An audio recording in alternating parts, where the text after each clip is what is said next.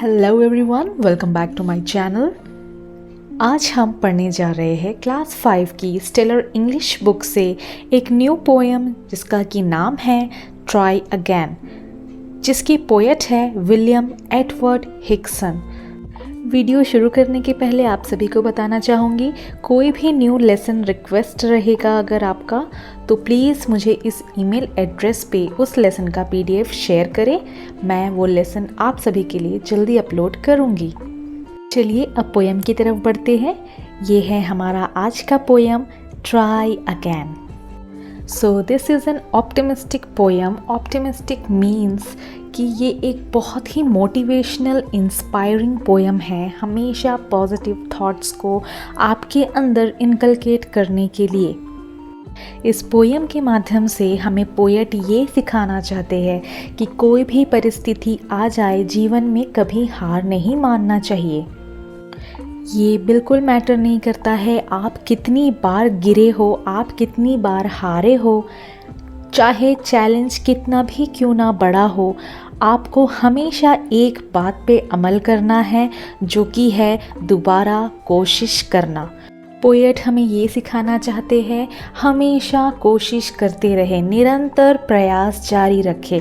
आप एक बार गिरेंगे, 2 बार गिरेंगे, पर कोशिश करने वालों की कभी हार नहीं होती। तो चलिए इस पोएम में समझते हैं कि पोएट हमें किस प्रकार मोटिवेट कर रहे हैं। First stanza, TISS a lesson you should heed, try again.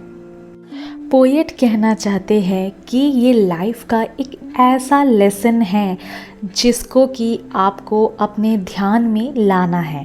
क्या है वो लेसन, क्या है वो सबक?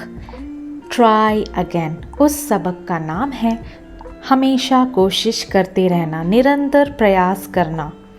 If at first you don't succeed, try again. अगर पहली बार आप विजय प्राप्त नहीं करते हैं, पहली बार कोशिश करने पर अगर आपकी जीत नहीं होती है, सिचुएशन चाहे कोई भी हो, तो आपको क्या करना है? घबराना नहीं है, आपको दोबारा कोशिश करनी है, आपको हिम्मत रखना है। Then your courage should appear for if you will persevere.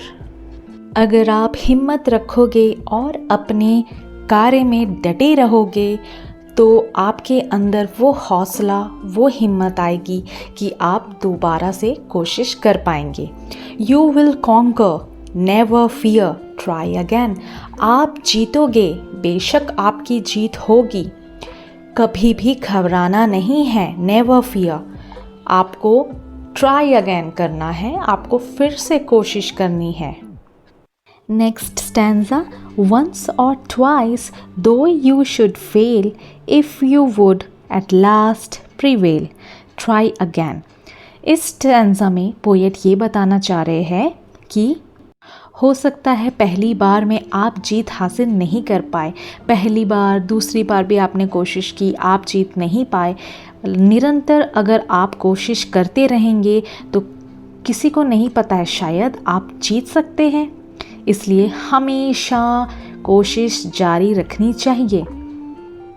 Next stanza, if we strive TISS no disgrace दो we did not win the race, what should you do in that case, try again. बच्चों, इसमें ये कहा जा रहा है, अगर मानिए सपोज करिए कि आप किसी रेस में पार्टिसिपेट कर रहे हैं, you can see in the picture also, children are running to win the race. So यहाँ पे क्या बता रहे हैं पोएट कि अगर आप भी सपोज करो किसी रेस में आपने पार्टिसिपेट किया है, तो आप ये सोचकर आपने पार्टिसिपेट किया होगा कि मैं ज़रूर जीतूंगा। अगर आप निरंतर प्रयास कर रहे हैं, कोशिश कर रहे हैं, स्ट्राइव कर रहे हैं जीतने के लिए, कंटिन्यूस मेहनत कर रहे हैं। टिस नो, यहाँ पे टिस वर्ड बार बार आ रहा है, इसको इट इज़ करके हम समझेंगे, क्योंकि आप देखेंगे आपके बुक के पीछे में मीनिंग्स दिए हुए हैं, उसमें आप देख लेंगे इसका मीनिंग दिया है इट इज़। तो अगर आप किसी रेस में पार्टिसिपेट कर रहे हैं और बहुत ही दुर्भाग्य से अगर आप नहीं जीत पाते हैं, अगर आप हार जाते हैं, तो इसमें किसी भी प्रकार का अपमान आपको महसूस नहीं करना है। अगर ऐसा कोई भी सिचुएशन हो तो आप क्या करेंगे? जबकि आप हार गए हो तो आप क्या करेंगे? ट्राई अगेन, आपको फिर से कोशिश करनी है। इस पोएम में कंटिन्यूअस ट्राई अगेन को बहुत फोकस किया जा रहा है कि कोई भी सिचुएशन हो उसमें आप घबराएंगे नहीं, आप फिर से उठेंगे और दोबारा कोशिश करेंगे। ये लाइफ में आप अप्लाई करें, बहुत ही कारगर है ये उपाय। Now next page. If you find your task is hard try again.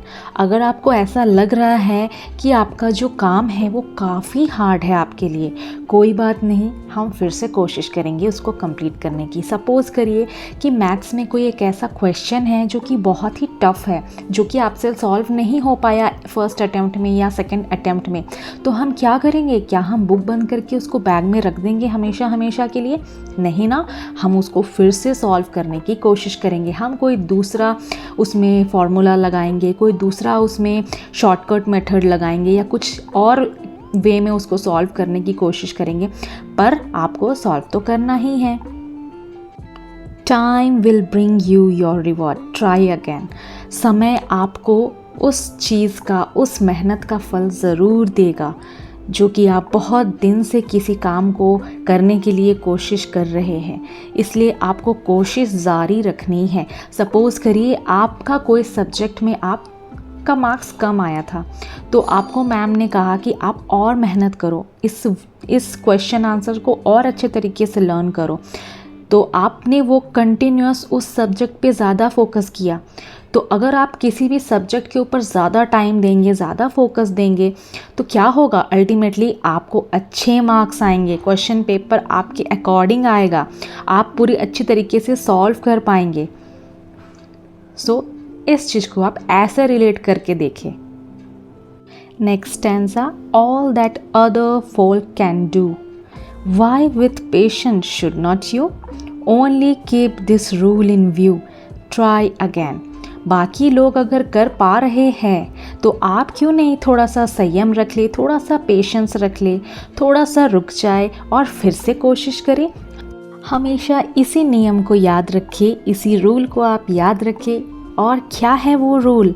वो रूल है दोबारा कोशिश करें, बार बार कोशिश करें, निरंतर कोशिश करते रहे जब तक आप जीत नहीं प्राप्त कर लेते। चाहे वो आपका कोई एग्ज़ामिनेशन हो जिसको कि आपको क्रैक करना हो, कोई ओलंपियाड हो या कोई ड्राइंग कंपटीशन हो, तो आप कंटिन्यूअस अगर कोशिश करेंगे, प्रैक्टिस करेंगे, तो आपको जीत ज़रूर मिलेगी। तो थोड़ा सा पोएट के बारे में भी जान लेते हैं। विलियम एडवर्ड हिक्सन जो थे, इनका बर्थ हुआ था 1803 में और इनकी डेथ हुई थी 1870 में। उनको कॉमनली रिच मैन हॉब्सन के नाम से जाना जाता था। वो एक ब्रिटिश एजुकेशनल राइटर थे, यानी कि वो एजुकेशन के ऊपर ज़्यादातर लिखा करते थे। वो एक एडिटर भी थे और वो ऑथर भी थे टाइम एंड फेथ का। तो ये रहा हमारा आज का पोएम। आशा करती हूँ आप सभी को समझ में आ गया होगा, आपके सारे डाउट्स क्लियर हो गए होंगे। वर्ड मीनिंग्स को आप रेफ़र करें और प्लीज़ मेरे चैनल को सपोर्ट करें, इसको लाइक करें, अपने फ्रेंड्स के साथ इसे शेयर करें ताकि उनको भी थोड़ी सी हेल्प हो जाए। और आपका कोई भी रिक्वेस्टेड लेसन हो, अगर आप क्वेश्चन आंसर्स भी देखना चाहते हो तो मुझे कमेंट्स में ज़रूर बताएं। तो मिलती हूँ अगले वीडियो के साथ, तब तक के लिए पढ़ते रहना, अपना ध्यान रखना। Bye bye, take care.